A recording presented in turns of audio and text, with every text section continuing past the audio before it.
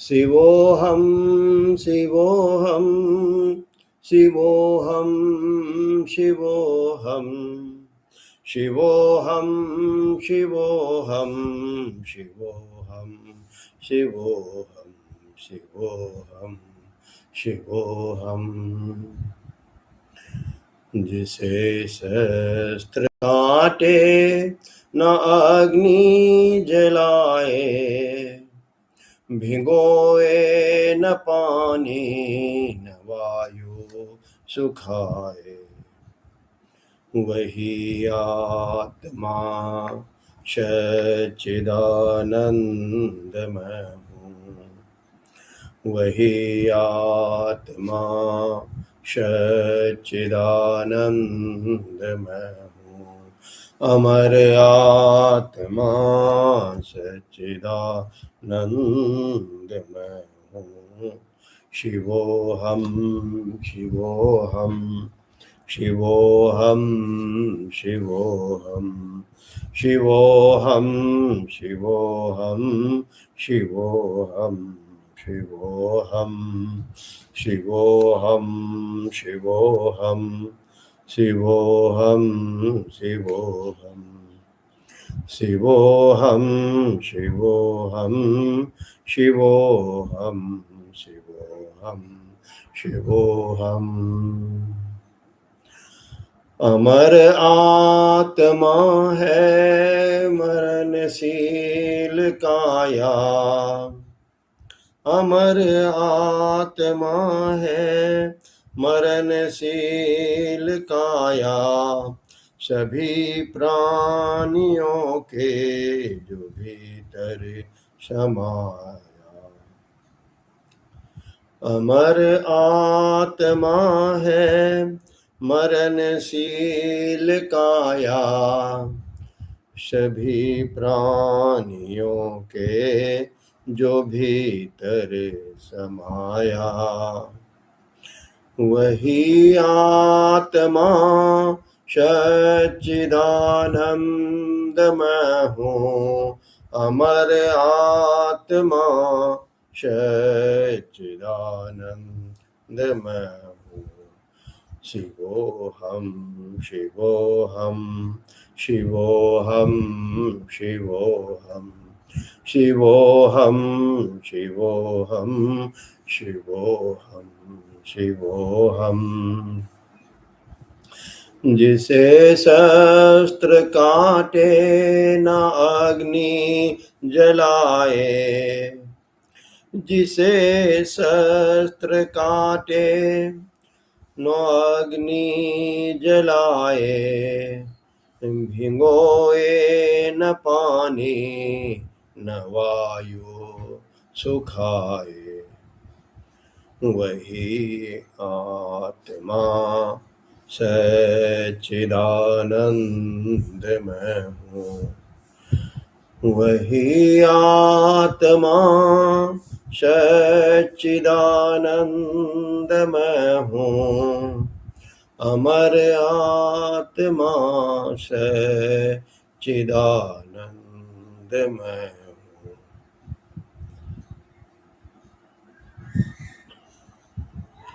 शानन्दमानन्द वने वसन्तम्, आनन्दकन्दं हत पापवृन्दम्। शानन्दमानन्द वने वसन्तम्, आनन्दकन्दं हत पापवृन्दम्।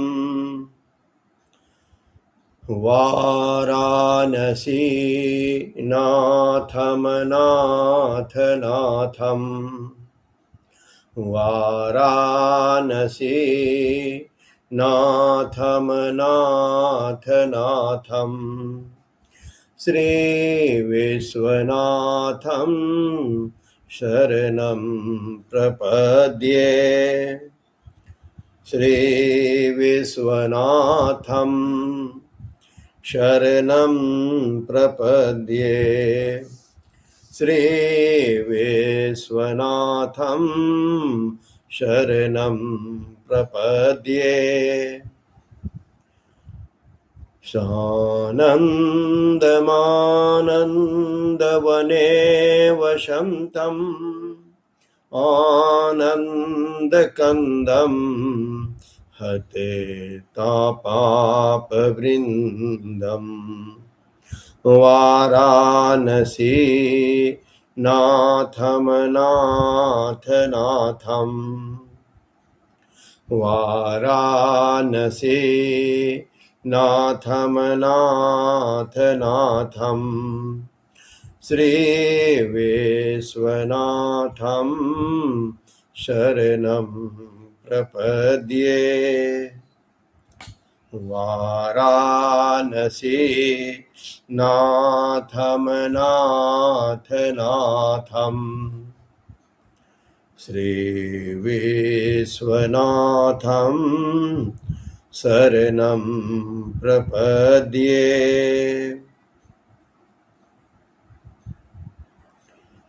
परेशां परं पापनाशं परेशं परं पापनाशं परेशं गजेन्द्रस्य कीर्तिं वशानां वरेण्यम् जटाजूटमध्ये स्फुरद्गाङ्गवारीं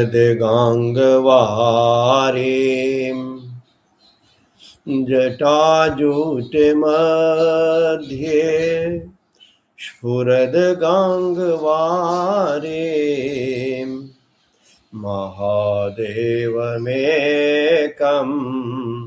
स्मरामि महादेवमेकं स्मरामि महादेवमेकं स्मरामि महादेवमेकं स्मरामि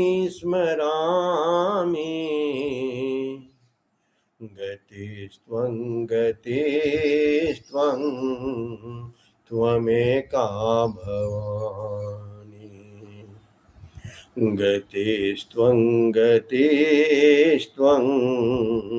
त्वमेका भवानी गतिस्त्वं त्वमेका भवानी गतिस्त्वं त्वमेका भवानी महादेवमेकं स्मरामि महादेवमेकं स्मरामि महादेवमेकं स्मरामि परम पिता परमेश्वर महादेव हमेशा मेरा आपके कृपा से सब काम हो रहा है मेरा आपके कृपा से सब काम हो रहा है करते हो तुम कन्हैया मेरा नाम हो रहा है। तो हमारे जितने भी कार्य हैं वो परम पिता परमेश्वर, वो श्री राम श्री कृष्ण, जिन नाम से भी आप उन्हें पुकारिए हमारी आवाज वहां तक पहुंचती है। शिवोहम शिवोहम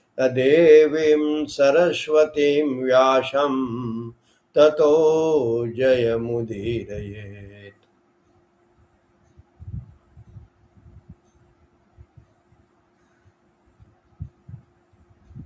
वक्रतुंड महाकाय कोटिसूर्यसमप्रभ निर्विघ्नं कुरु मे देव सर्वकार्येषु सर्वदा।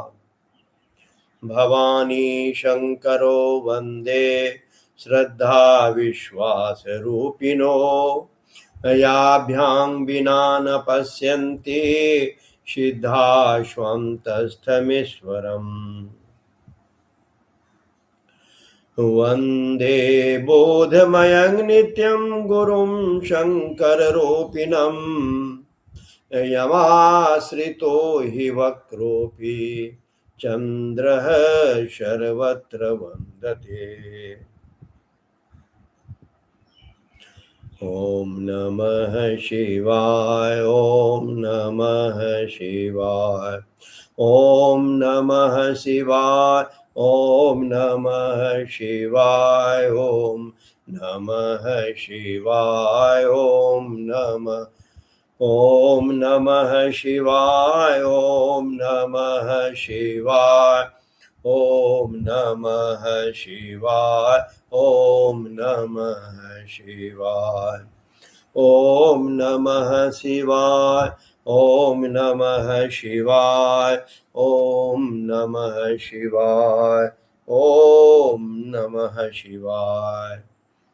देवाधिदेव महादेव सभी देवी देवताओं ऋषि मुनियों अपने अपने माता पिता गुरुजनों सबों को सादर प्रणाम निवेदित करते हुए इस शिव महापुराण को पढ़ने का प्रयास करता हूँ। माता सरस्वती प्रभु शिव की कृपा बनी रहे। तो आज हम सभी शिव महापुराण के विद्येश्वर संहिता के सप्तदशोध्याय का पाठन वचन श्रवण करेंगे। इस अध्याय में हम देखेंगे षडलिंग स्वरूप प्रणव का महात्म्य, उसके सूक्ष्म रूप ओंकार, स्थूल रूप पंचाक्षर मंत्र का विवेचन, उसके जप की विधि एवं महिमा, कार्य ब्रह्म के लोकों से लेकर कारण रुद्र के लोकों तक का विवेचन करके कालातीत पंचावरण विशिष्ट शिवलोक के अनिर्वचनीय वैभव का निरूपण तथा शिव भक्तों की सत्कार की महत्ता। ऋषय ऊचुः प्रणवस्य च महात्म्यं षडलिंगस्य महात्मुने शिवभक्तस्य पूजां च क्रमशो ब्रूहि नः प्रभो। ऋषिगण बोले, हे महामुने, हे प्रभो, आप हमारे लिए क्रमशः षडलिंग स्वरूप प्रणव का महात्म्य तथा शिव भक्त के पूजन की विधि बताइए। सूत उवाच तपोधनैर्भवद्भिक्षः सम्यक् प्रश्नस्त्वयं कृतः अस्योत्तरं महादेवो जानाति स्म न चापरः तथापि वक्ष्ये तमहं शिवस्य कृपयैव हि शिवोऽस्माकं च युष्माकं रक्षां गृह्णातु भूरिशः। प्रोहि प्रकृतिजातस्य संसारस्य महोदधे नवं नवं तरमिति प्रणवं वै विदुर्बुधाः। सूत जी ने कहा, हे महर्षियों, आप लोग तपस्या के धनी हैं। आपने यह बड़ा सुंदर प्रश्न उपस्थित किया है, किंतु इसका ठीक ठीक उत्तर महादेव जी ही जानते हैं, दूसरा कोई नहीं। तथापि भगवान शिव की कृपा से ही मैं इस विषय का वर्णन करूंगा। वे भगवान शिव हमारी और आप लोगों की रक्षा का महान भार बारंबार स्वयं ही ग्रहण करें।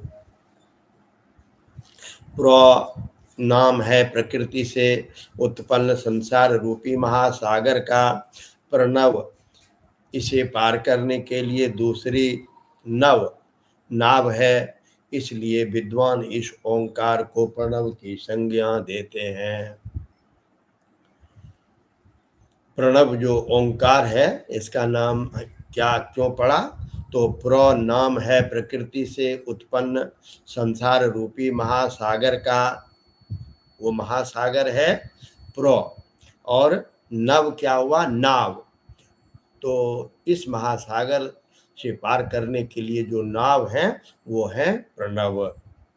इसलिए विद्वान इस ओंकार को प्रणव की संज्ञा देते हैं। ओंकार ओंकार अपने जप करने वाले साधकों से कहता है, प्रह प्रपंचो नो नास्ति, प्रह प्रपंचो नो नास्ति, वो युष्माकं प्रणवं विदो, प्रकर्षेण नयेद्यस्मान् मोक्षं वा प्रणवं विदो।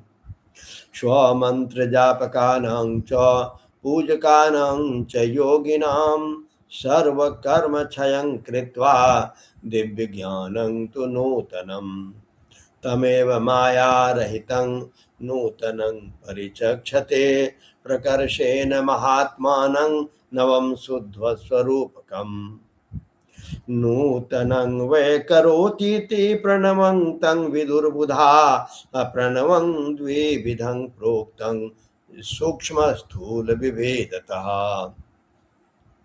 सूक्ष्ममेकाक्षरं विद्यास्तस्थूलं पंचाक्षरं विदुः सूक्ष्ममव्यक्ष पंचाणां सुव्यक्तानां तथेतरत् जीवन मुक्तस्य सूक्ष्मं हि सर्वसारं हितस्य हि मंत्रेणार्थानुसंधानं स्वदेह विलया विधि स्वदेहे गलिते पूर्णं शिवं प्राप्नोति निश्चयः केवलं मंत्र जापी तो योगं प्राप्नोति निश्चयः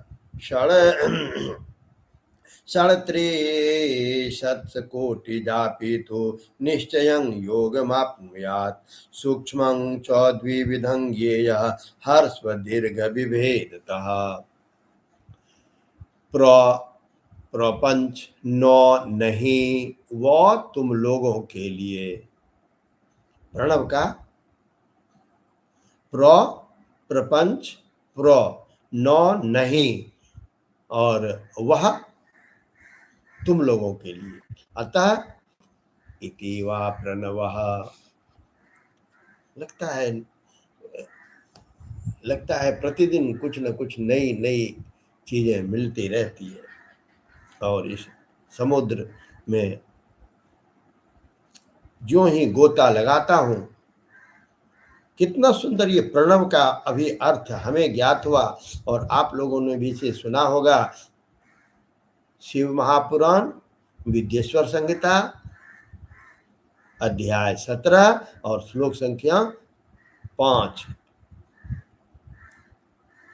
इसको नोट कर लीजिएगा। अर्थात यह तुम उपासकों को बलपूर्वक मोक्ष तक पहुंचा देगा। इस अभिप्राय से भी ऋषि मुनि इसे प्रणव कहते हैं। प्रणव कहते क्यों, इस पर चर्चा चल रही है। अपना जाप करने वाले योगियों तथा अपने मंत्र की पूजा करने वाले उपासक के समस्त कर्मों का नाश करके यह दिव्य नूतन ज्ञान देता है, इसलिए भी इसका नाम प्रणव है। उस माया रूपी महेश्वर को ही नव अर्थात नूतन कहते हैं। वे परमात्मा प्रकृष्ट रूप से नव अर्थात स्वरूप हैं, इसलिए प्रणव कहलाते हैं। प्रणव साधक को नव अर्थात नवीन शिव स्वरूप कर देता है, इसलिए भी विद्वान पुरुष उसे प्रणव कहते हैं, अथवा प्रकृष्ट रूप से नव दिव्य परमात्म ज्ञान का प्रकट करता है, इसलिए वह प्रणव कहा गया है।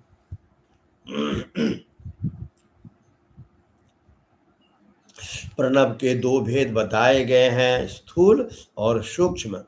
एक अक्षर रूप जो ओम है और उसे सूक्ष्म प्रणव जानना चाहिए, और नमः शिवाय इस 5 अक्षर वाले मंत्र को स्थूल प्रणव समझना चाहिए। जिसमें 5 अक्षर व्यक्त नहीं है वह सूक्ष्म है, और जिसमें 5 अक्षर सुस्पष्ट रूप से व्यक्त है वह स्थूल है। जीवन मुक्त पुरुष के लिए सूक्ष्म प्रणव के जप का विधान है, वही उसके लिए समस्त साधनों का सार है। यद्यपि जीवन मुक्त के लिए किसी साधन की आवश्यकता नहीं है, किंतु यह सिद्ध रूप है। तथापि दूसरों की दृष्टि में जब तक उसका शरीर रहता है, तब तक उसके द्वारा प्रणव जप की सहज साधना स्वतः होती रहती है। वह अपनी देह का विलय होने तक सूक्ष्म प्रणव मंत्र का जप और उसके अर्थभूत परमात्म तत्व का अनुसंधान करता रहता है। जब शरीर नष्ट हो जाता है, तब वह पूर्ण ब्रह्म स्वरूप शिव को प्राप्त कर लेता है। यह तय है, सुनिश्चित है।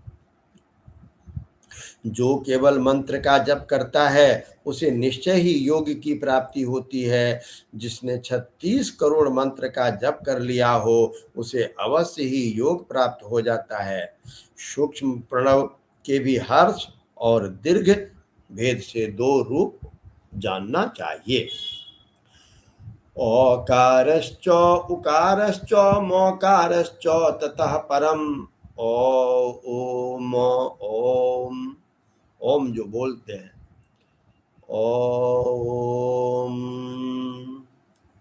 ओकारश्च उकारश्च मोकारश्च ततः परम बिंदुनादयुतं तद्वि शब्द काल कलान्वितम।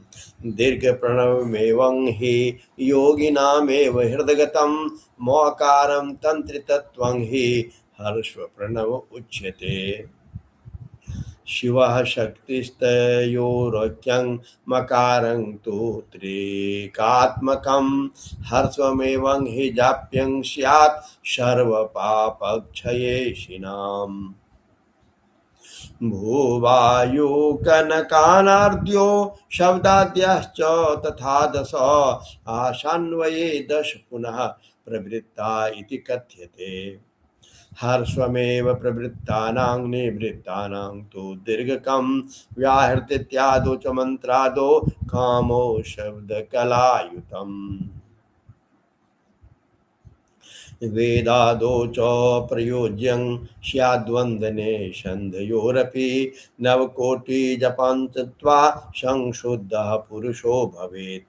पुनश्च नवकोट्या तो पृथ्वी जपमाप्नुयात्। पुनश्च नवकोट्या तो ह्यपां जपमवाप्नुयात्। पुनश्च नवकोट्या तो तेजं जपमाप्नुयात्। पुनश्च नवकोट्या तो वायुर्जयमवाप्नुयात्।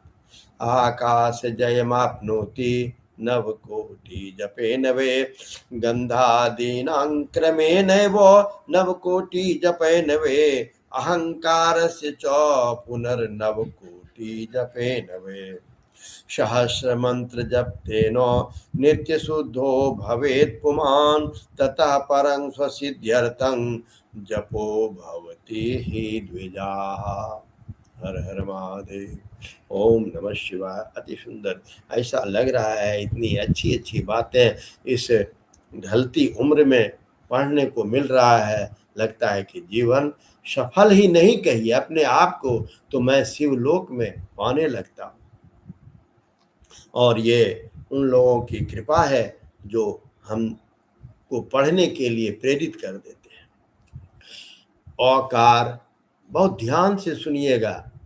औकार, ऊकार, मौकार, बिंदु, नाद, शब्द, काल और कला, इससे युक्त जो प्रणव है उसे दीर्घ प्रणव कहते हैं। वह योगियों के ही हृदय में स्थित होता है। मौकार पर्यंत जो ओम है वह औ उ मौ इन तीन तत्वों से युक्त है। इसी को हर्ष व प्रणव कहते हैं। और शिव है, उ शक्ति है और मौकार इन दोनों की एकता है। वह त्रितत्व रूप है। ऐसा समझकर हर्ष प्रणव का जप करना चाहिए। जो अपने समस्त पापों का क्षय करना चाहते हैं, उनके लिए इस हर्ष प्रणव का जप अत्यंत आवश्यक है। पृथ्वी, जल, तेज, वायु और आकाश, ये पांच भूत तथा शब्द, स्पर्श आदि इनके 5 विषय, ये मिलकर 10 वस्तुएं मनुष्यों की कामना के विषय हैं। इनकी आशा मन में लेकर जो कर्मों के अनुष्ठान में संलग्न होते हैं, वे 10 प्रकार के पुरुष प्रवृत्त अथवा प्रवृत्ति मार्गी कहलाते हैं, तथा जो निष्काम भाव से शास्त्र विहित कर्मों का अनुष्ठान करते हैं, वे निवृत्त अथवा निवृत्ति मार्गी कहे जाते हैं। प्रवृत्त पुरुषों को हर्ष प्रणव का ही जप करना चाहिए और निवृत्त पुरुषों को दीर्घ प्रणव का। व्याहृतियों तथा अन्य मंत्रों के आदि में इच्छानुसार शब्द और गला से युक्त प्रणव का उच्चारण करना चाहिए। वेद के आदि में और दोनों संध्याओं की उपासनाओं के समय में भी ओंकार उच्चारण करना चाहिए।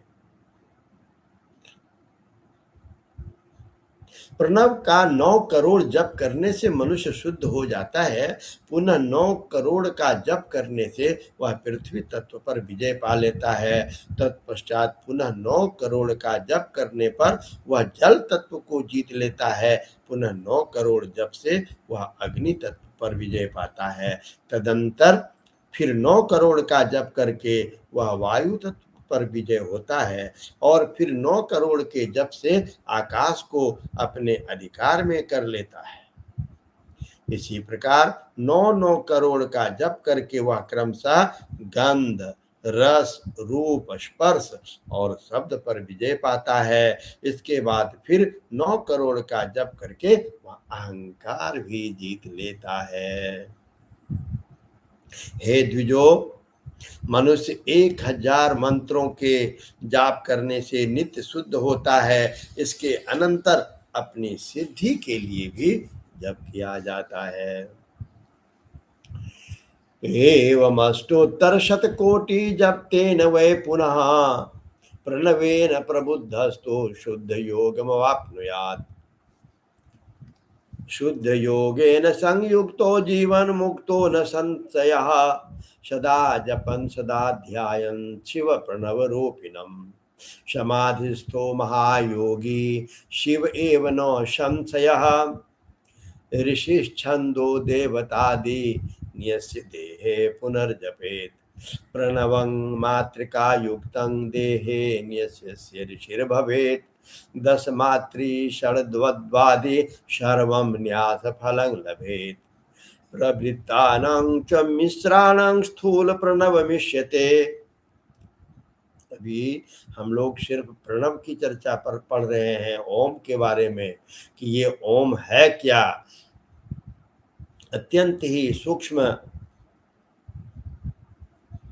चर्चा हो रही है। आप लोग ध्यान से सुनेंगे और कमेंट में लिखेंगे तो फिर मैं इसके बारे में आप लोगों को श्लोक संख्या, अध्याय संख्या सब भेज दूंगा। इस तरह 108 करोड़ प्रणव का जप करके उत्कृष्ट बोध को प्राप्त हुआ पुरुष शुद्ध योग प्राप्त कर लेता है और शुद्ध योग से युक्त होने पर वह जीवन मुक्त हो जाता है। इसमें संशय नहीं है। सदा प्रणव का जप और प्रणव रूपी शिव का ध्यान करते करते समाधि में स्थित हुआ महायोगी पुरुष साक्षात शिव ही है, इसमें कोई संशय नहीं है। समाधिस्थो महायोगी शिवं एव न संशयः। वह महायोगी शिव स्वरूप ही है, इसमें कोई संशय नहीं है। पहले अपने शरीर में प्रणव के ऋषि, छंद और देवता आदि का न्यास करके फिर जप आरंभ करना चाहिए। औकारादि मात्रिका वर्णों से युक्त प्रणव का अपने अंगों में न्यास करके मनुष्य ऋषि हो जाता है। मंत्रों के 10 विध संस्कार मात्रिका न्यास तथा षड्व शोधन आदि के साथ संपूर्ण न्यास का फल उसे प्राप्त हो जाता है। प्रवृत्ति तथा प्रवृत्ति निवृत्ति से मिश्रित भाव वाले पुरुषों के लिए स्थूल प्रणव का जाप ही अभिष्ट का साधक होता है। क्रिया तपोजय जपैर्युक्ता स्त्रीविधा शिव योगिनः धनादि विभवैश्चैव कराद्यङ्गैर्नमादिभिः क्रियया पूजया युक्तः क्रिया योगीति कथ्यते पूजा युक्तश्च मितभोग्बाह्ये इन्द्रियजयान्वितः परद्रोहाहि रहितस्तपो योगीति कथ्यते एतैर्युक्तः सदा शुद्धः सर्वकामादिवर्जितः सदा जप परः शान्तो जप योगीति तं विदो उपचारे षोडशाभि पूजया शिवयोगिनाम् शालोक्यादि क्रमेणैव शुद्धो मुक्तिं लभेन्नरः जप योगमथो वक्ष्ये गदतः शृणुतः द्विजा जपः कर्तुं जपः प्रोक्तो जपन् परिमार्जते शिवनाम नमः पूर्वं चतुर्थ्यां पञ्चतत्त्वकम् स्थूल प्रणवः रूपं हि शिव पंचाक्षरं द्विजा पंचाक्षरं जपे नैव सर्वसिद्धिं लभेन्नरः प्रणवेनादि संयुक्तं सदा पंचाक्षरं जपेत गुरुपदेशं संगम्य सुखवासेषु भूतले पूर्वपक्षे समारम्य कृष्णाभूतान् विधि द्विजा माघं भाद्रं विशिष्टं तु सर्वकालोत्तमोत्तमम् क्रिया तप और जप से योग से शिव योगी तीन प्रकार के होते हैं। वे क्रमशः क्रिया योगी, तपो योगी और जप योगी कहलाते हैं। जो धन आदि वैभवों से पूजा सामग्री का संचय करके हाथ आदि अंगों से नमस्कार आदि क्रिया करते हुए इष्ट देव की पूजा में लगा रहता है, वह क्रिया योगी कहलाता है। पूजा में संलग्न रहकर जो परिमित भोजन करता हुआ बाह्य इंद्रियों को जीत कर वश में किए रहता है और मन को भी वश में करके परद्रोह आदि से दूर रहता है, वह तपो योगी कहलाता है। इन सभी सद्गुणों से युक्त होकर जो सदा शुद्ध भाव से रहता, समस्त काम आदि दोषों से रहित हो, शांत चित्त से निरंतर जप किया करता है, उसे महात्मा पुरुष जप योगी मानते हैं। जो मनुष्य 16 प्रकार के उपचारों से शिव योगी महात्माओं की पूजा करता है, वह शुद्ध होकर शालोक्य आदि के क्रम से उत्तरोत्तर उत्कृष्ट मुक्ति को प्राप्त कर लेता है। हे द्विजो, अब मैं जप योग का वर्णन करता हूँ, आप सब लोग ध्यान देकर उसे सुने। तपस्या करने वाले के लिए तप का उपदेश किया गया है, क्योंकि वह जप करते करते अपने आप को सर्वथा शुद्ध निष्पाप कर लेता है। हे ब्राह्मणों, पहले नमः पद हो, उसके बाद चतुर्थी विभक्ति में शिव शब्द हो तो पंच तत्वात्मक नमः शिवाय मंत्र होता है।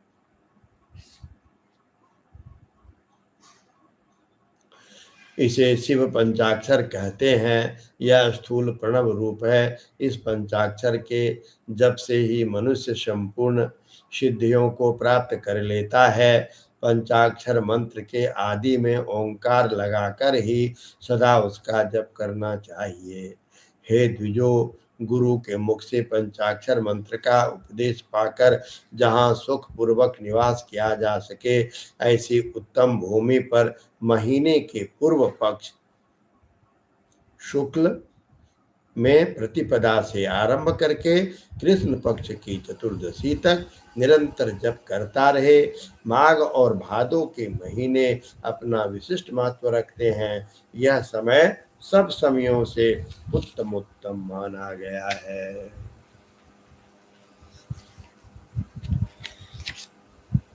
एकवारं मितासि तु वाग्यो नियतेन्द्रिय स्वस्य राज्यपितॄणां च नित्यं सुशृणतां चरेत् सहस्रजपमात्रेण भवेत् शुद्धोऽन्यथारिणे पञ्चाक्षरं पञ्चलक्षं जपेत् शिवमनुस्मरन् पद्मासनस्थं शिवदं गङ्गाचन्द्रकलान्वितं वामोरोस्थितशक्त्या च विराजन्तं महागणे मृगट मृगटंकं धरं देवं वरदाभयपानिकं सदानुग्रहकर्तारं सदा शिवमनुस्मरन् सम्पूज्य मनसा पूर्वं हृदि व सूर्यमण्डले जपेत पञ्चाक्षरीं विद्यां प्राङ्मुखः शुद्धकर्मकृत् प्रातः कृष्णचतुर्दश्यां नित्यकर्मं समाप्य च मनोरमे शुचो देशे निहतः शुद्धमानसः पञ्चाक्षरस्य मन्त्रस्य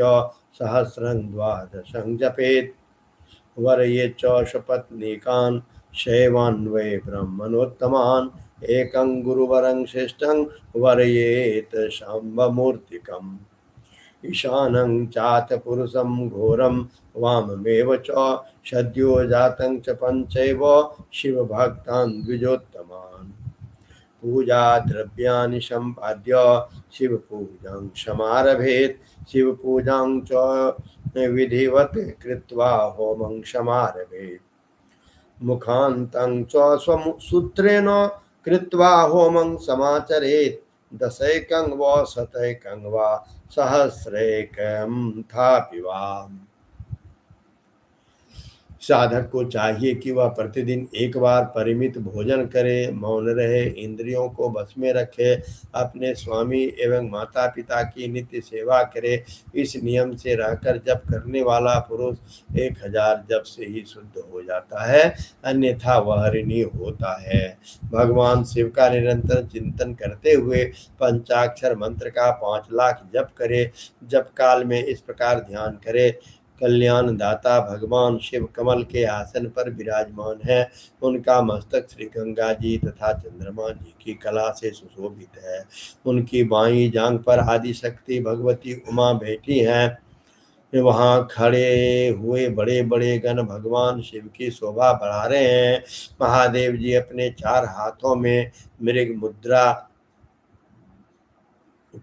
टंक तथा वर एवं अभय की मुद्राएं धारण किए हुए हैं। इस प्रकार सदा सब पर अनुग्रह करने वाले भगवान सदाशिव का बार बार स्मरण करते हुए हृदय अथवा सूर्य मंडल में पहले उनकी मानसिक पूजा करके फिर पूर्वाभिमुख हो पूर्वोक्त पंचाक्षरी विद्या का जप करें।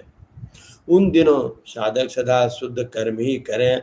जबकि समाप्ति के लिए कृष्ण पक्ष की चतुर्दशी को प्रातः काल नित्य कर्म संपन्न करके शुद्ध एवं सुंदर स्थान में शौच संतोष आदि नियमों से युक्त होकर शुद्ध हृदय से पंचाक्षर मंत्र का 12,000 बार जप करें। तत्पश्चात स्वपत्निक 5 ब्राह्मणों का जो श्रेष्ठ एवं शिव भक्त हों वरण करें। इसके अतिरिक्त एक श्रेष्ठ आचार्य का भी वरण करें और उसे शाम्ब सदाशिव का स्वरूप समझें। ईशान, तत्पुरुष, अघोर, वामदेव तथा सद्योजात इन 5 के प्रतीक स्वरूप श्रेष्ठ और शिव भक्त ब्राह्मणों का वरण करने के पश्चात पूजन सामग्री को एकत्र करके भगवान शिव का पूजन आरंभ करें। विधि पूर्वक शिव की पूजा संपन्न करके होम आरंभ करें। अपने गृह सूत्र के अनुसार मुखांत कर्म करके अर्थात परिसमूहन, उपलेपन, उल्लेखन, मृद उद्धरण और अभ्युक्षण इन 5 भू संस्कारों के पश्चात वेदी पर स्वाभिमुख अग्नि को स्थापित करके कुश कंडिका करने के अनंतर प्रज्वलित अग्नि में आज्र्य भागांत आहुति देकर पश्चात होम का कार्य आरंभ करें। कापिलेन घृतेनैव जुहुयात् स्वयमेव हि कार्ये शिव भक्तैर्वाप्यष्टोत्तरशतं बुधा। होमं ते दक्षिणादेया गुरुर्गोष्ठमिथुनं यथा ईशानादिस्वरूपं तं गुरुं शाम्भं विभाव्य च तेषां पतितशक्तयो तेन स्वशिरस्नानमाचरेत्। 37,000,000 सद्यः स्नानफलं लभेत्। दशांगमग्नं तेषां वे दद्या वे भक्तिपूर्वकं परा बुद्ध्या गुरो पत्नी मीशानादिक्रमेण तु परमान्नेन सम्पूज्यो यथा विभव विस्तरां रुद्राक्षवस्त्रपूर्वं च वटकापूपकैर्युतं बलिदानं ततः कृत्वा भूरि भोजनमाचरेत् ततः सम्प्रार्थ्यं देवेशो जपं तावत् समापयेत् पुरश्चरणमेवं तु कृत्वा मन्त्री भवेन्नरः पुनश्च पञ्चलक्षेण सर्वपापक्षयो भवेत् अतलादि समारम्य सत्यलोकविधिक्रमात् पञ्चलक्ष जपात् तल्लोकैश्वर्यमवाप्नुयात् मध्ये मृतचोद्वगान्ते भूमौ तज्जापको भवेत् पुनश्च पञ्चलक्षेण ब्रह्मसामीप्यमाप्नुयात् पुनश्च पञ्चलक्षेण सारूप्यैश्वर्यमाप्नुयात् आहत्य शतलक्षेण साक्षात् ब्रह्म समो भवेत् कार्य ब्रह्मन् एवं हि सायुज्यं प्रतिपद्य वै यथेष्टं भोगमाप्नोति तद् ब्रह्म प्रलया विधि। कपिला गाय के घी से 11, 100 अथवा 1000 एक आहुतियां स्वयं ही दें अथवा विद्वान पुरुष शिव भक्त ब्राह्मणों से 108 आहुतियां दिलावें।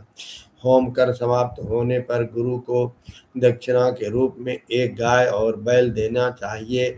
ईशान आदि के प्रतीक स्वरूप जिन 5 ब्राह्मण का वर्ण किया गया हो उनको ईशान आदि का ही स्वरूप समझें तथा आचार्य को शाम्ब सदाशिव का स्वरूप माने। इसी भावना के साथ उन सबके चरण धोएं और उनके चरणोदक से अपने मस्तक को सींचें। ऐसा करने से वह साधक 36 करोड़ तीर्थों में स्नान करने का फल तत्काल प्राप्त कर लेता है। उन ब्राह्मणों को भक्ति पूर्वक दशांग अन्न देना चाहिए। गुरु पत्नी को पराशक्ति मानकर उनका भी पूजन करें। ईशानादि क्रम से उन सभी ब्राह्मणों का उत्तम अन्न से पूजन करके अपने वैभव विस्तार के अनुसार रुद्राक्ष वस्त्र बड़ा और कुआ आदि अर्पित करें। तदंतर दिक्पाल आदि को बलि देकर ब्राह्मणों को भरपूर भोजन कराएं। इसके बाद देवेश्वर शिव से प्रार्थना करके अपना जप समाप्त करें। इस प्रकार पुरस्चन करके मनुष्य उस मंत्र को सिद्ध कर लेता है। फिर 5 लाख जप करने से उनके समस्त पापों का नाश हो जाता है। तदंतर पुनः 5 लाख जप करने पर मनुष्य अतल से लेकर सत्यलोक तक के लोकों का ऐश्वर्य प्राप्त कर लेता है। यदि अनुष्ठान पूर्ण होने के पहले बीच में ही साधक की मृत्यु हो जाए तो वह परलोक में उत्तम भोग भोगने के पश्चात पुनः पृथ्वी पर जन्म लेकर पंचाक्षर मंत्र के जप का अनुष्ठान करता है। समस्त लोगों का ऐश्वर्य पाने के पश्चात मंत्र को सिद्ध करने वाला वह पुरुष यदि पुनः 5 लाख जप करे तो उसे ब्रह्मा जी का सामीप्य प्राप्त होता है। पुनः 5 लाख जप करने से उसे शारूप्य नामक ऐश्वर्य प्राप्त होता है। 100 लाख जप करने से वह साक्षात ब्रह्मा के समान हो जाता है। इस तरह कार्य ब्रह्म हिरण्यगर्भ का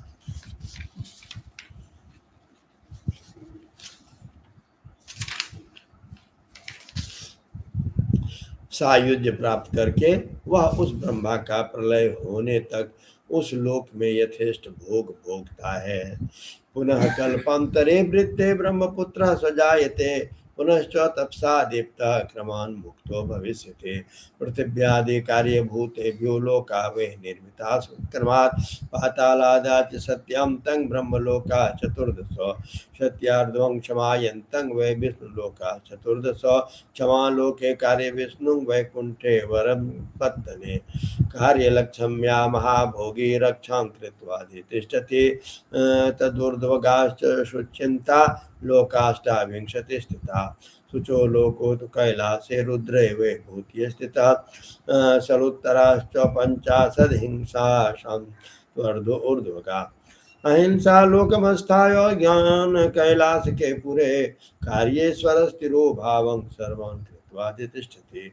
तदंतरे कालचक्रं हि कालातीतस्ततः परं शिवेनाधिष्ठितस्तत्र कालचक्रेराह्वय माहिसं धर्ममास्थाप्य सर्वान् लोकान् नियुञ्जते असत्यश्च शुचिश्चैव हिंसा चैवात निर्घृणा असत्यादि चतुष्पादः सर्वं स कामरुद्रिका नास्ति कल्पलक्ष्मीर्दुर्संगो वेदबाह्यध्वनिसुधा क्रोध संगा कृष्ण वर्णे महामहेश वेशवान तावान महेश्वर प्रोक्त स्थिरोधास्तावदेव हि तदर्वक्तर्भोगो हि तदूर्ध्वं ज्ञानभोपकं तदर्वाक्यर्कमाया हि ज्ञान माया तदुर्ध्वकम महालक्ष्मी कर्म भोगी वे याति मायेति कथ्यते महालक्ष्मीर्ज्ञानी भोगी वे याति मायेति कथ्यते।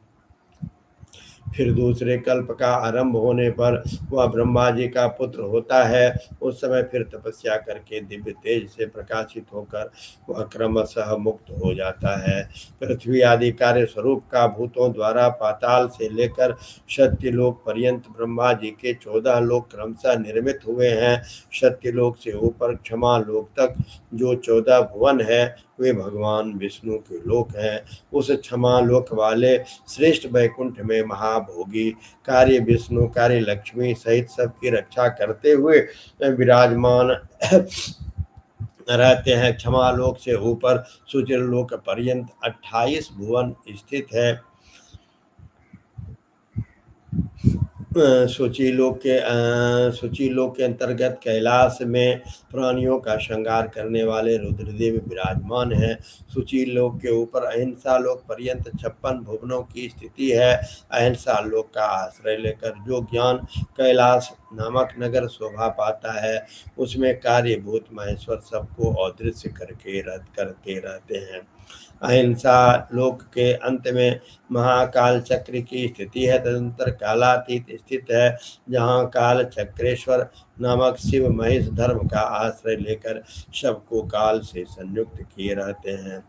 असत्य असुचि हिंसा निर्दयता ये असत्य आदि चार पाद कामरूप धारण करने वाले शिव के अंश हैं। नास्तिकता युक्त लक्ष्मी दूषंग वेदवाह्य शब्द क्रोध का संग कृष्ण वर्ण ये महामहेश के रूप वाले हैं।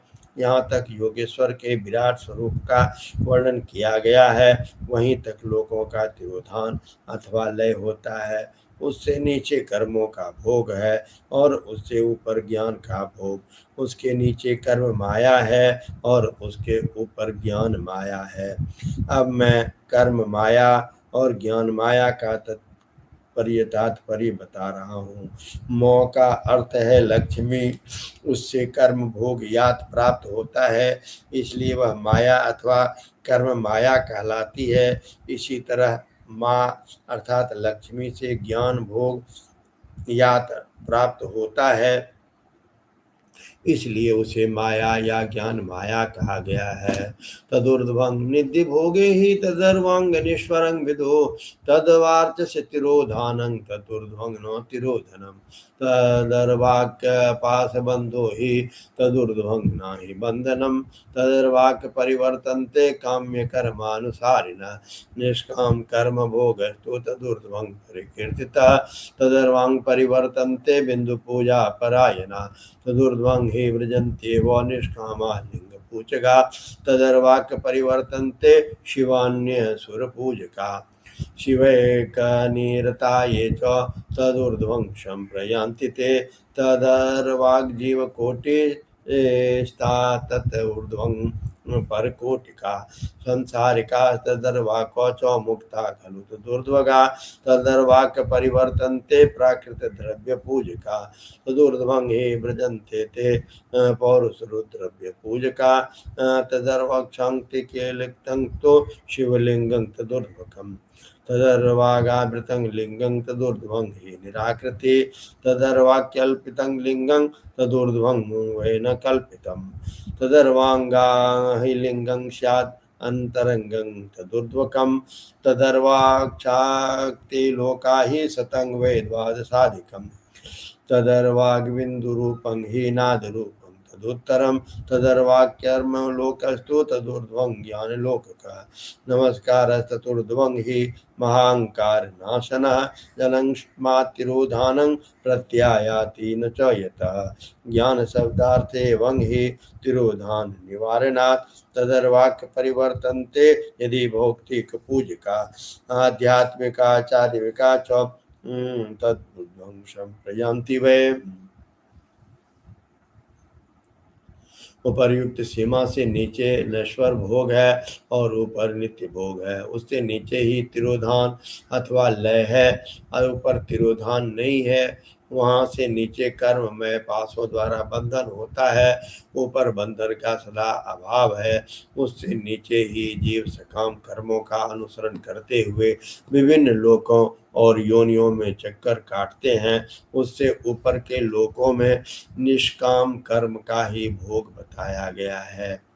बिंदु पूजा में तत्पर रहने वाले उपासक वहां से नीचे के लोक में ही घूमते हैं। उनके ऊपर तो निष्काम भाव से शिवलिंग की पूजा करने वाले उपासक ही जाते हैं।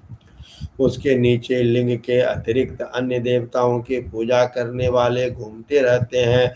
जो एकमात्र शिव की उपासना में तत्पर हैं, वे उसके ऊपर के लोकों में जाते हैं। वहाँ से नीचे जीव कोटि है और ऊपर ईश्वर कोटि।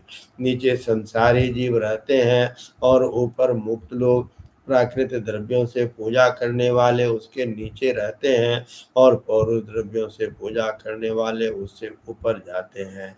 उसके नीचे शक्ति लिंग है और उसके ऊपर शिव लिंग है। उसके नीचे सगुण लिंग है और उसके नीचे निर्गुण लिंग है और उसके नीचे कल्पित लिंग है और उसके ऊपर कल्पित नहीं है।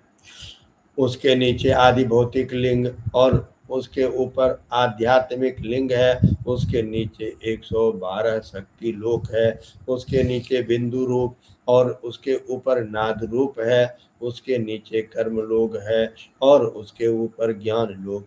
इसी प्रकार उसके ऊपर मद और अहंकार का नाश करने वाली नम्रता है। वहाँ जन्म जनित तिरोधान नहीं है।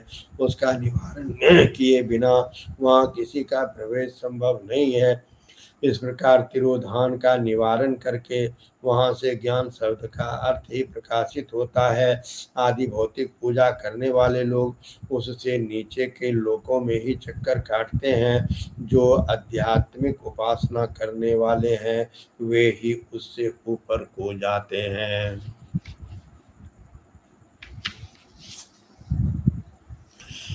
तावद्वै वेदि भागं तन्महालोकात्मलिङ्गिके प्रकृत्याष्टबन्धोऽपि वेद्यते सम्प्रतिष्ठिता एवमेतादृशं ज्ञेयं सर्वं लौकिकवैदिकम् अधर्ममहिषारूढं कालचक्रं तरन्ति ते सत्यादिधर्मयुक्ता ये शिवपूजा परायश्च ते तदूर्ध्वं वृषभो धर्मो ब्रह्मचर्यस्वरूपदृक् सत्यादिपादयुक्तस्तु शिवलोकाग्रतः स्थितः क्षमाशृंग समश्रोत्रो वेद ध्वनि विभूषितः आस्तिक चक्षुर्निश्वासा गुरु बुद्धि मनामृता क्रियादि वृषभाग्येया कारणादिषु सर्वदा तं क्रिया वृषभं धर्मं कालातीतो तिष्ठति ब्रह्म विष्णु महेशानां श्वाश्वायोर्नमुच्यते तदूर्ध्वं नो दिनं रात्रिर्नो जन्म मरणादिकं पुनः कारण सत्यं ता कारण ब्रह्मणस्तथा गन्धादिभ्यस्तु तय भूतेभ्यस्तदूर्ध्वं निर्मिता सदा सूक्ष्म गंध स्वरूपा हि स्थिता लोका चतुर्दशो पुनः कारण विष्णुर्भाव स्थिता लोका चतुर्दशो पुनः कारण रुद्रस्य लोकाष्टाविंश कामता पुनश्च कारणे शिष्य षड्पञ्चाशत् दूर्ध्वगा पराशतं ब्रह्मचौर्यलोकाख्यं शिवसम्मतं तत्रैव ज्ञानकैलासे पञ्चावरणा संयुते पञ्चमण्डल संयुक्ते पञ्चब्रह्मकलान्वितम् आदिशक्तिसमायुक्तं नादिलिङ्गं तु यत्र शिवालयमिदं प्रोक्तं शिवस्य परमात्मनः पराशक्त्या समायुक्तः तत्रैव परमेश्वरः सृष्टिस्थितिसंहारे स्थिरो भावोऽप्यनुग्रतः पंचप्रकृत्य प्रवीणोऽसो सच्चिदानंद विग्रह।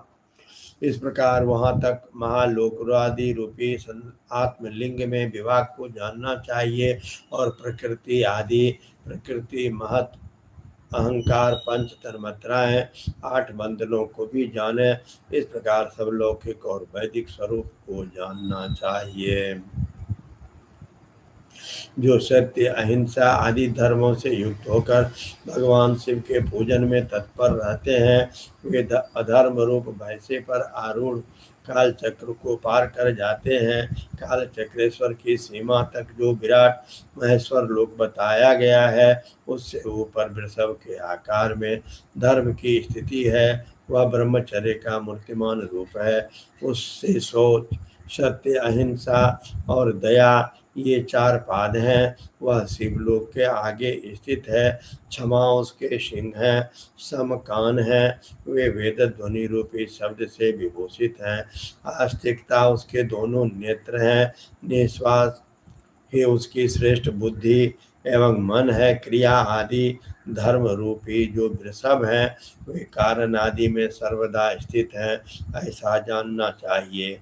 उस क्रिया रूप वृषभाकार धर्म पर कालातीत शिव आरूढ़ होते हैं। ब्रह्मा विष्णु और महेश्वर की जो अपनी अपनी आयु है उसी को दिन कहते हैं। जहाँ धर्म रूपी वृषभ की स्थिति है उससे ऊपर 9 दिन है 9 रात्रि। वहाँ जन्म मरण आदि भी नहीं है। फिर कारण स्वरूप ब्रह्मा के कारण सत्यलोक पर्यंत 14 लोक स्थित हैं जो 5 भौतिक गंध आदि से परे हैं। उनकी सनातन स्थिति है। सूक्ष्म गंध ही उनका स्वरूप है।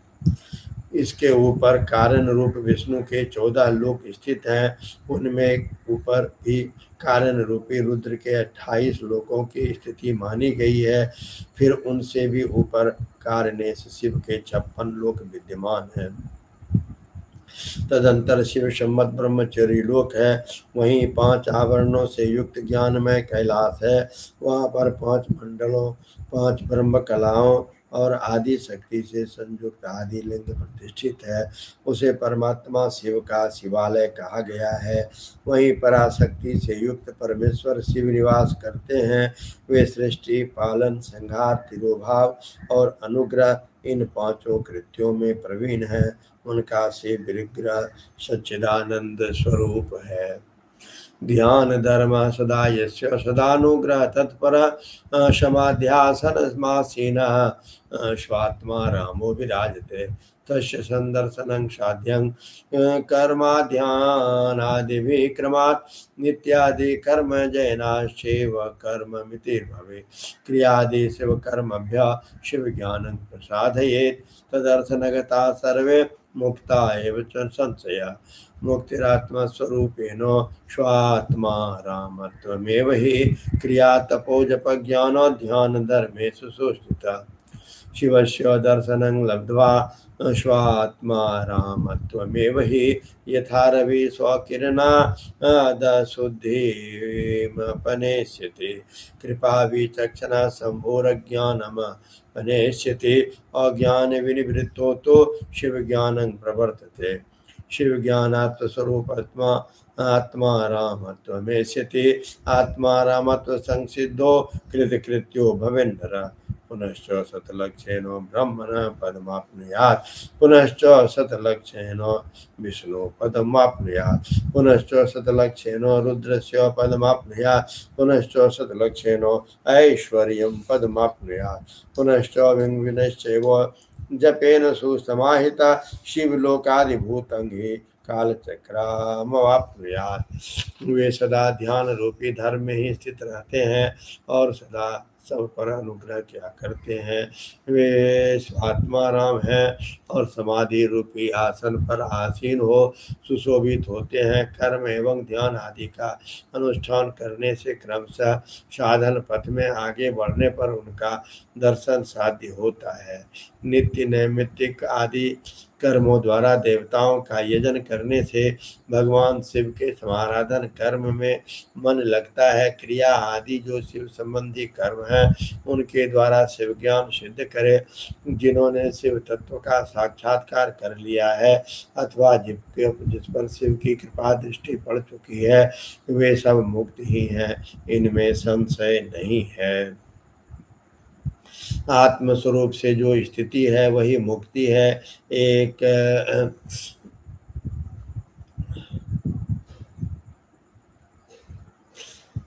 एकमात्र अपनी आत्मा में रमन या आनंद का अनुभव करना ही मुक्ति का स्वरूप है। जो पुरुष क्रिया तप ज्ञान जप ज्ञान और ध्यान रूपी धर्मों में भली भांति स्थित है वह शिव का साक्षात्कार करके स्वरात्मात्म स्वरूप मोक्ष को भी प्राप्त कर लेता है। जैसे सूर्य अपनी किरणों से असिद्धि को दूर कर देते हैं उसी प्रकार कृपा करने में कुशल भगवान शिव अपने भक्त के अज्ञान को मिटा देते हैं। अज्ञान की निवृत्ति हो जाने पर शिव ज्ञान स्वतः प्रकट हो जाता है। शिव ज्ञान से अथवा विशुद्ध स्वरूप आत्मा रामत्व प्राप्त होता है और आत्मा रामत्व की सम्यक सिद्धि हो जाने पर मनुष्य कृतकृत्य हो जाता है। शिव मंत्र का 100 लाख जप करने से ब्रह्म पद की प्राप्ति होती है और फिर 100 लाख जप करने से विष्णु पद प्राप्त होता है। पुनः 100 लाख शिव मंत्र का जप करने से रुद्र का पद प्राप्त होता है।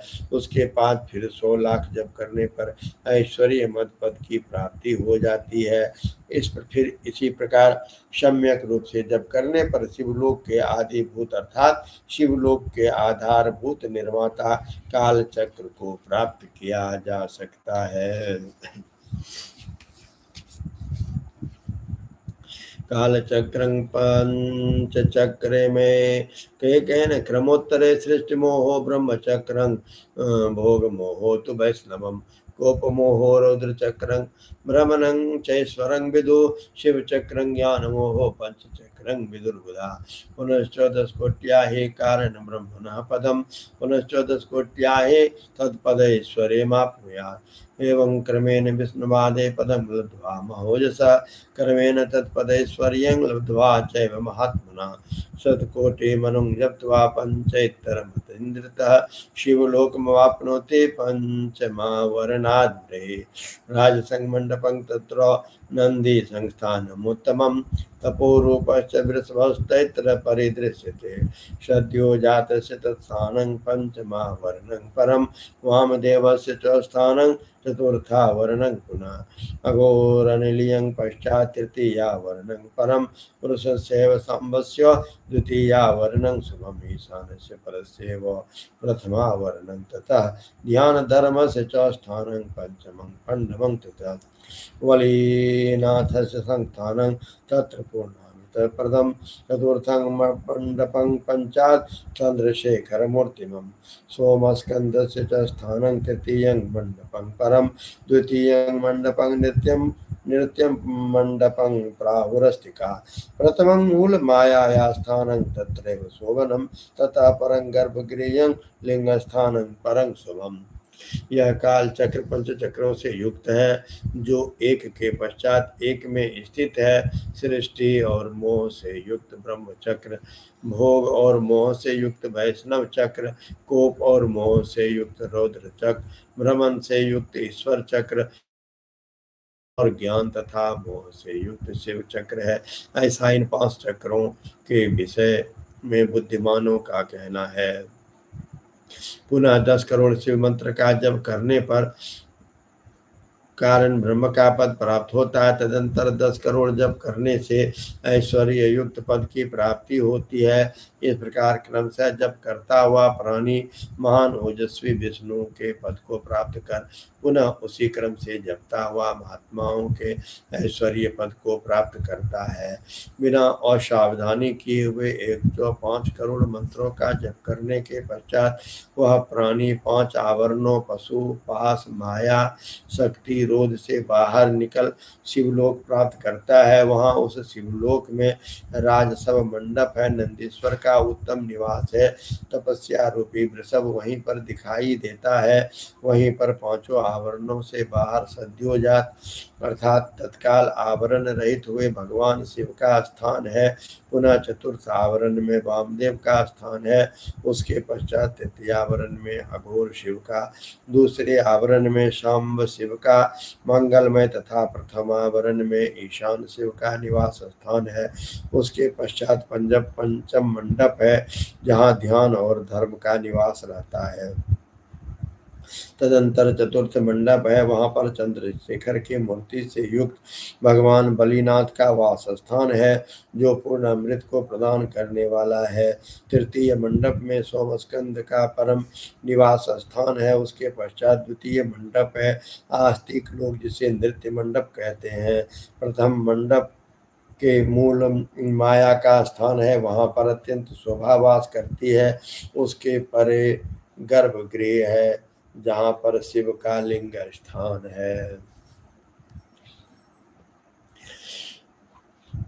नंदी स्थानतः पश्चान्न विदो शिव वैभवम नंदीश्वरो बहिस्तिष्ठं पंचाक्षरमुपास्यते एवं गुरु क्रमालब्धं नंदिश्चायं मया पुनः तथा परं स्वयं वेद्यं शिवेनैवानुभावितं शिवस्य कृपया साक्षात् शिवलोकस्य वैभवं विज्ञातुं शक्यते सर्वैर्नन्यथेत्याहुरास्तिका एवं क्रमेण मुक्ता स्यो ब्रह्मणा वै जितेन्द्रिया अन्येषां च क्रमं वक्ष्ये गदतः शृणोतादरात् गुरुपदेशाजप्यं वै ब्रह्मणां नमोऽन्तकं पंचाक्षरं पंचलक्षस्यम् आयुष्यं प्रजयुपयोति स्त्रीत्वापनयार्थं तु पंचलक्षणं जपेत् पुनः मंत्रेण पुरुषो भूत्वा क्रमान्मुक्तो भवेत् बुधा क्षत्रिय पंचलक्षेण क्षत्रियत्वपनेष्यति पुनश्च पंचलक्षेण क्षत्रियो ब्रह्मणो भवेत् मंत्र से दीर्घपाश्चैव क्रमान्मुक्तो भवेन्नर वैश्यस्तु पंचलक्षेण वैश्यत्वमपनेष्यति पुनश्च पंचलक्षेण मंत्र क्षत्रिय उच्यते पुनश्च पंचलक्षेण क्षत्रियत्वमपनेष्यति पुनश्च पंचलक्षेण मंत्र ब्रह्मण उच्यते शूद्रश्चैव नमोन्तेन पंचविंशतिलक्षतः। नंदी स्थान के पश्चात शिव के वैभव को कोई नहीं जान सकता। नंदीश्वर गर्भगृह से बाहर रहकर शिव के पंचाक्षर मंत्र की उपासना करते हैं। इस प्रकार गुरु परंपरा से नंदीश्वर और सनत कुमार के संवाद से जानकारी मुझे प्राप्त हुई है। उसके पश्चात परम रहस्य स्वयं संवेद्य हैं जिनका अनुभव स्वयं शिव करते हैं। आस्तिक जनों का कहना है कि साक्षात शिव की कृपा से ही शिवलोक के ऐश्वर्य को लोग जान जाते सकते हैं, अन्यथा असंभव है। इस प्रकार से शिव का साक्षात्कार प्राप्त कर जितेंद्रिय ब्राह्मण मुक्त हो जाते हैं अर्थात मोक्ष को प्राप्त कर लेते हैं। अब मैं अन्य क्षत्रिय वर्णों के विषय में कहूँगा, उसे आप आदर पूर्वक सुनिए।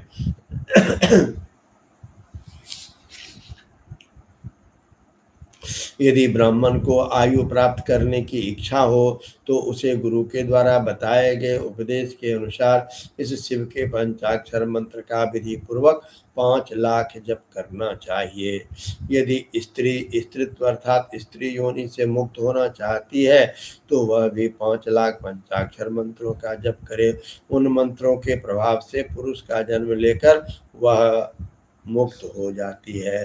क्षत्रिय 5 लाख मंत्रों का जप करके क्षत्रियत्व को दूर कर लेता है, अर्थात क्षत्रिय वर्ण में रहने वाले गुणों से वह मुक्त हो जाता है। तदंतर पुनः 5 लाख मंत्रों का जप करने पर वह ब्राह्मण हो जाता है। फिर उतने ही मंत्रों के जप से मंत्र सिद्धि प्राप्त हो जाती है और तत्पश्चात उसी क्रम से 5 लाख मंत्रों का जप करने पर वह मनुष्य मुक्त हो जाता है। वैश्य पंचलक्ष मंत्रों का जप करने से अपने वैश्यत्व गुण का परित्याग कर देता है। पुनः पंचलक्ष मंत्र का जप करने पर वह मंत्र क्षत्रिय कहलाने का अधिकारी हो जाता है। उसके बाद 5 लाख मंत्रों का जप करने से क्षत्रियत्व को दूर कर देता है।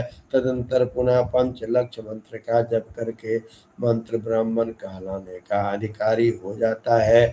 इसी प्रकार शूद्र भी मंत्र के अंत में नमः शब्द लगाकर यदि 25 लाख मंत्रों का जप करता है तो वह शूद्र मंत्र विप्रत्व को प्राप्त द्विज ब्राह्मण हो जाता है। मंत्र विप्रत्वमापाद्य पश्चात श्रुद्धो भवे द्विजा नारी वात नरो वाथ ब्रह्मणो वन्य एव वा नमोन्तं वा नमः पूर्वम् आतुरः सर्वदा जपेत् तत्र स्त्रीणां तथैवोह गुरु निर्देशित क्रमात् साधक पंचलक्षन्ते शिव प्रीत्यार्थमेव हि महाभिषेक नैवेद्यं कृत्वा भक्तं च पूजयेत् पूजया शिव भक्तस्य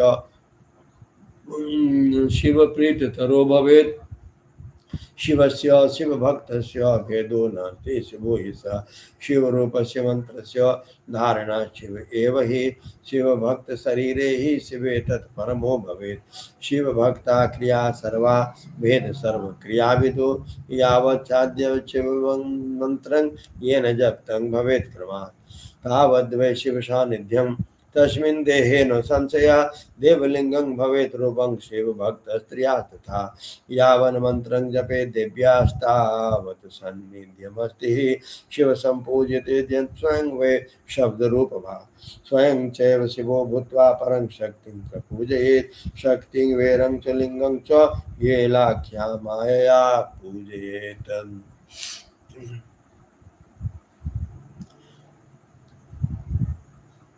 जो कामना पूर्ति के लिए आतुर हो उसे चाहिए कि वह नमः को आदि अंत में लगाकर शिव मंत्र का सदैव जप करे।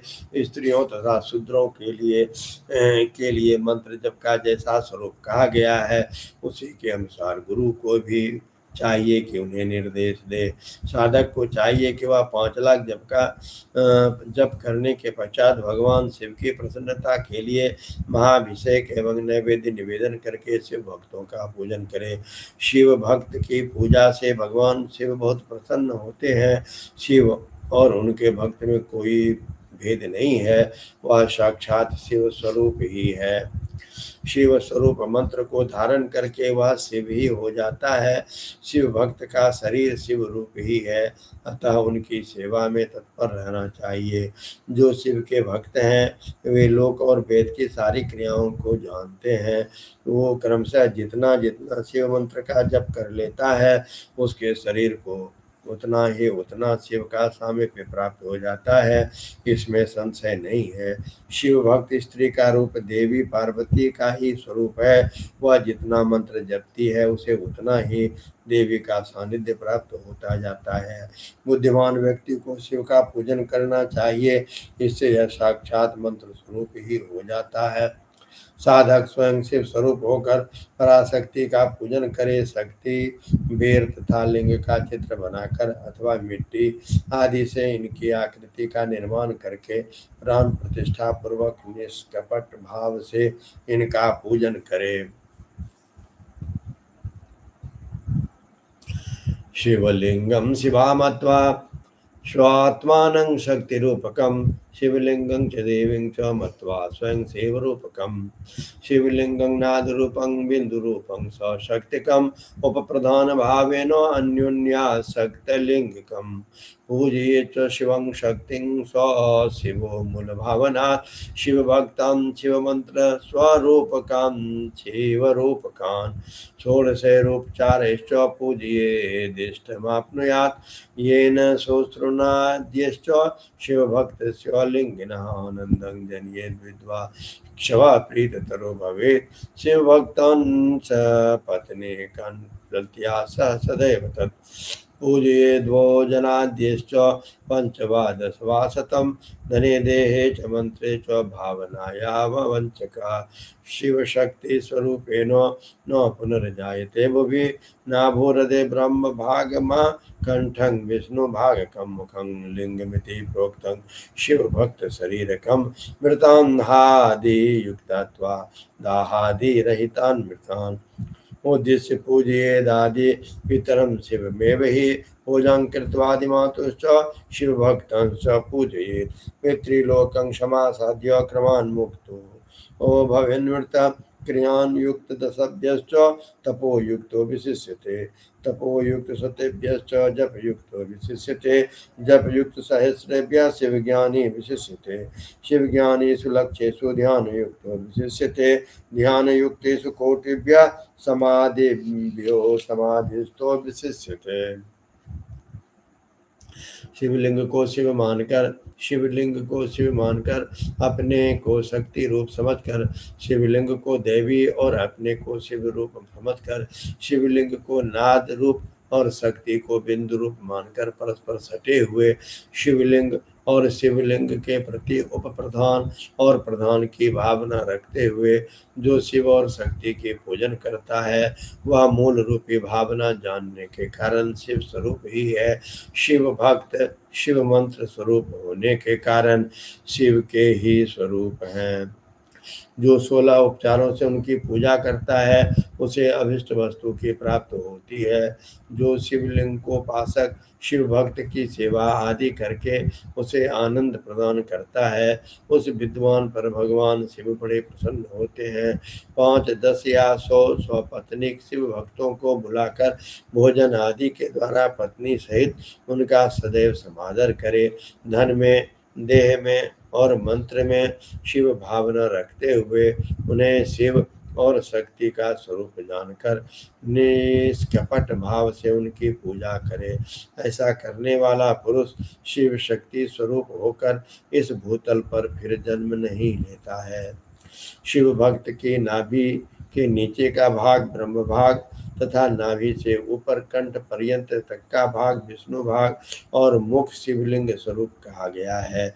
मृत्यु के पश्चात जिनका दाहादि संस्कार हुआ हो अथवा जो दाहादि संस्कार से रहित हो उन पितरों के उद्देश्य से शिव को ही आदि पितर मानकर उनकी पूजा करनी चाहिए।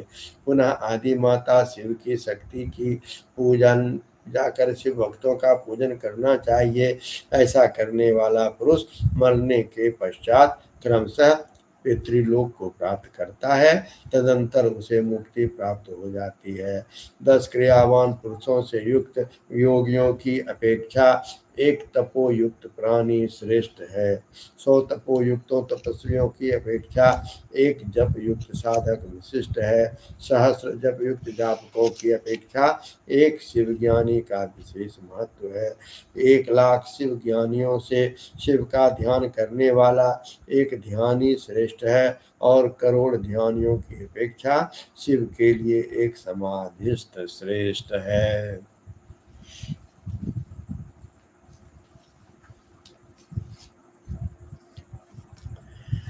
उत्तरोत्तर वैशिष्ट्या पूजायामुत्तरोत्तरं फलं वैशिष्ट्यरूपं च दुर्विज्ञेयं मनीषिभिः तस्माद्वै शिवभक्तस्य महात्म्यं वोत्तिको नरः शिवशक्त्योः पूजनं च शिवभक्तस्य पूजनं